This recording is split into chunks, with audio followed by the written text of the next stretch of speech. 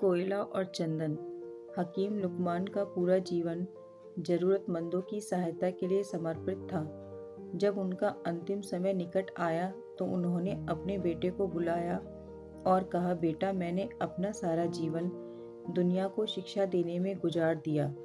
अब अपने अंतिम समय में तुम्हें कुछ ज़रूरी बातें बताना चाहता हूँ। तुम एक कोयला और चंदन का एक टुकड़ा उठा लाओ। बेटे को पहले तो यह अटपटा लगा, लेकिन उसने सोचा कि जब पिता का आदेश है तो यह सब लाना ही होगा। उसने रसोई घर से कोयले का एक टुकड़ा उठाया। संयोग से घर में चंदन की एक छोटी लकड़ी भी मिल गई। वह दोनों लेकर अपने पिता के पास गया। लुकमान बोले, अब इन दोनों चीज़ों को नीचे फेंक दो। बेटे ने दोनों नीचे फेंक दी और हाथ धोने जाने लगा तो लुकमान बोले, ठहरो बेटा, जरा अपने हाथ तो दिखाओ। फिर वह उसका कोयले वाला हाथ पकड़कर बोले, बेटा, देखा तुमने? कोयला पकड़ते ही हाथ काला हो गया, लेकिन उसे फेंक देने के बाद भी तुम्हारे हाथ में कालिक लगी रह गई। गलत लोगों की संगति इसी तरह होती है।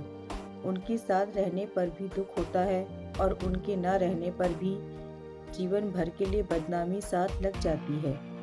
दूसरी ओर सज्जनों का संग इस चंदन की लकड़ी की तरह है।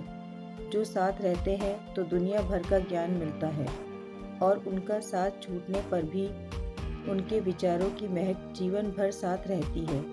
इसलिए हमेशा अच्छे लोगों की संगति में ही रहना, तुम्हारा जीवन सुखद रहेगा।